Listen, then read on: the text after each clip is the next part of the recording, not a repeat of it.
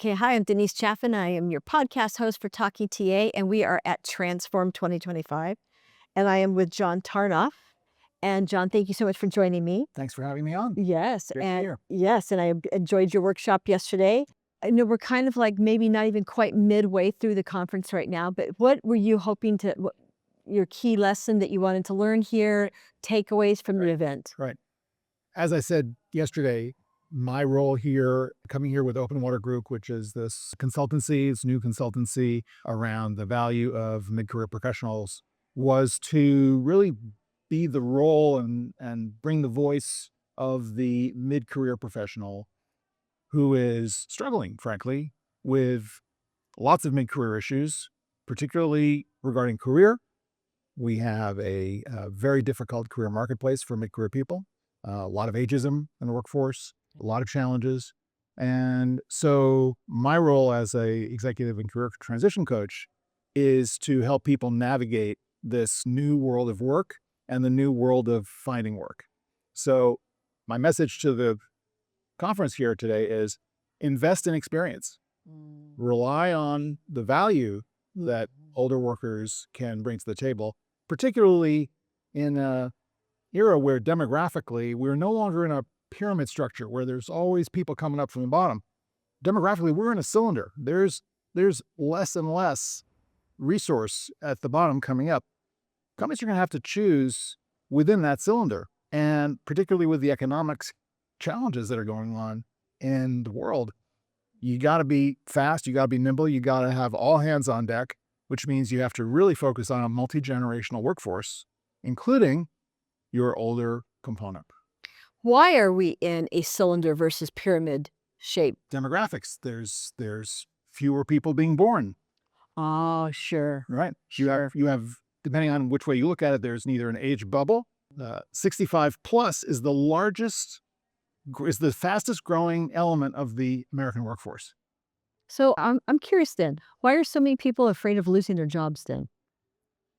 Well, I think people are afraid of losing their jobs across all ages. Right. I think that the challenge really is the difficulty of finding a job and the difficulty of getting through the systems which are kind of designed to keep most people out. Only a certain sliver of people are kind of allowed in.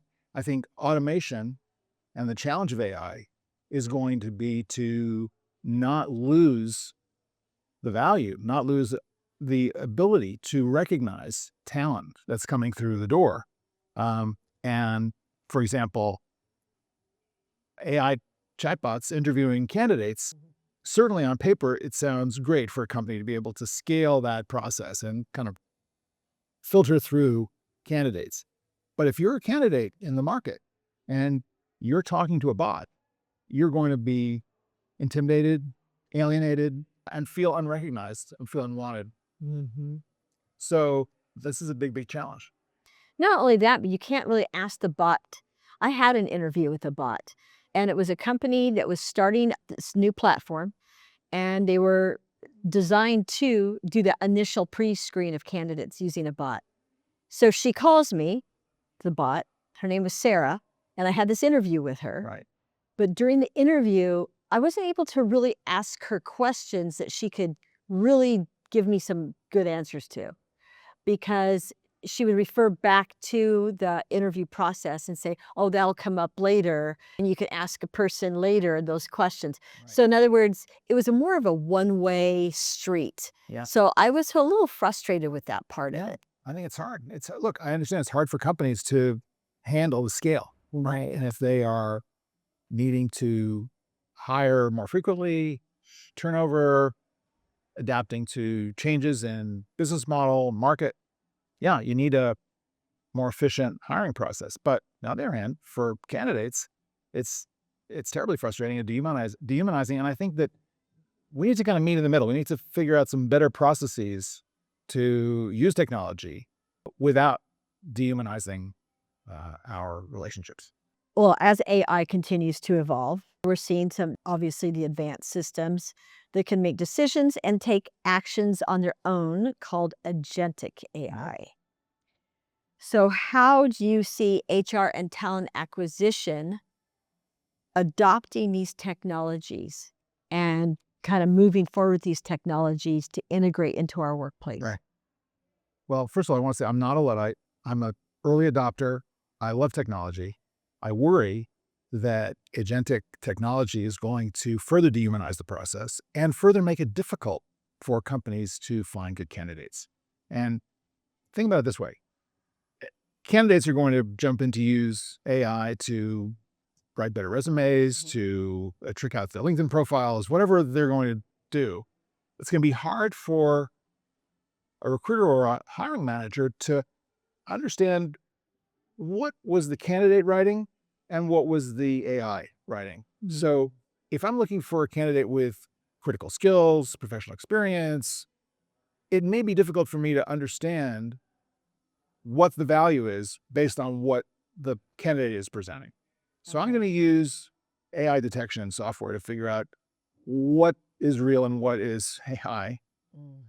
On the other hand, agents are going to be overwhelmed by or are going to be used by candidates to mass submit. Oh, sure. Right. They're already doing it. Right. Yeah. So if, the proverbial 250 applicants per position starts to jump to 2,500, 25,000 applications per position, companies are going to be overwhelmed. They're going to have to use agentic technology to sift through the agent submitted applications. It's a explosion of confusion, right? Yeah, and we're hearing about it. Right. Yep, So so this is unsustainable. Right. And it gets back to, I think, you got to spend a little bit more money to get real people to talk to real people. Right. To be able to build a workforce that's going to last longer, where you're not changing it out every 6 months like fast fashion, right?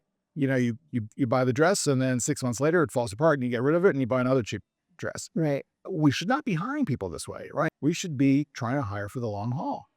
So I worry that AI is going to make talent acquisition like fast fashion as opposed to building really secure, stable, progressive talent structures for the future.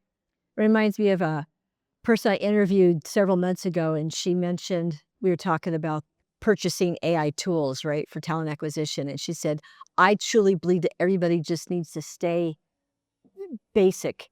Don't be chasing that bling, the shiny objects that are out there. See what your company really means. Use what you have. Right. How your tech stack that you have now, how well is that working for you? What can you do with your current tech stack to kind of keep it moving forward, especially while everyone's trying to figure this landscape out, this new landscape? It's like everything about technology adoption over the years, and we've been doing this for decades. Right. And when we put the toy first, Right. we suffer. When we figure out what are we actually trying to accomplish here, Right. what are the values that we want to uphold and maintain, let's lead from that. And let the technology support what we're doing. Sure. Going into that, let's talk about the candidate experience. Right. What ways can we refine our hiring processes so that we are creating a more positive and meaningful candidate experience, not just for the people we hire, but for all the candidates? Right. Get back to people. Yeah. The number one problem that my clients come to me with, the number one frustration is ghosting. Oh, sure. And it just boggles my mind that in a sea of technology, you can't figure out some automated workflow that gets back to a candidate. Even if that message is to say, sorry, we're moving on. But to have this complete dropping of communications, it's just unacceptable. My favorite response that I have seen, and I think it's ATS triggered, right? When candidates respond to or submit their resume to a position, is we have had, hey, thank you for submitting your resume. We've had a number of candidates. Yep. We will go through your resume. We will review it. And we will contact you if we want to take the next step and set up an interview. Basically, they're acknowledging receiving that resume, but also disclaiming, if Yeah. you would, the fact that they've received so many resumes. I that think they can't that's reach it. I think that's shoddy, Is I it? tell you. Because if there's an automated system that's able to send that message, there's an automated system that's able to say, we'll get back to you in 3 days with an update. Okay. And Sure. 3 Add days that on. and in 3 days, you get that update, and the update says, "We're still reviewing your application. We have received," and there's no reason why they can't put A number. which says, "We've received either 25% more, 50% more, 75,000 applications," whatever that might be for this position. And this is a very difficult decision for us. It's also an opportunity. I'm going to jump to something here. When you sign up for a subscription to something, when you get a product and you register your name, you don't just get one email, you get a sequence of emails. That's true. To That's nurture you as a customer into that product, the value of the product, how you can use it.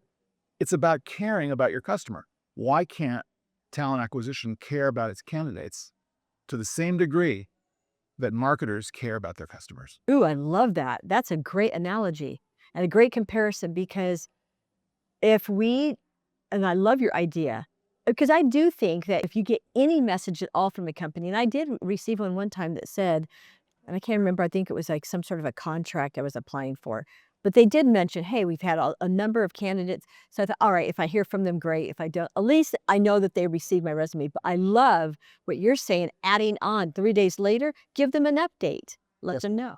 Guess what? If you're the company and you're going, we're gonna do our best to use technology to find the people we need, but we know we're going to lose people in this sieve, right? Right, Good people right. that we might otherwise have a position for down the line. Sure. We're going to lose them here. So wouldn't you want to leave a good impression Sure. on that candidate? So the believe candidate so. says, hey, I applied to XYZ company. Man, I didn't get the job, but they were great. And I don't know if it was a person or a bot, but they sent me messages and they were transparent about the process.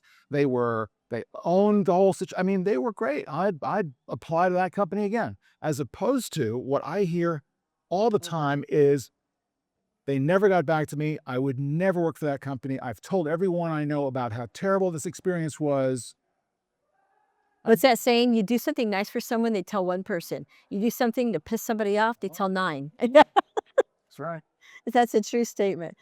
Okay, I love that. And I think the first company, whether it be one of the larger ATS companies or a small one that comes out with a feedback loop that you're describing, winner.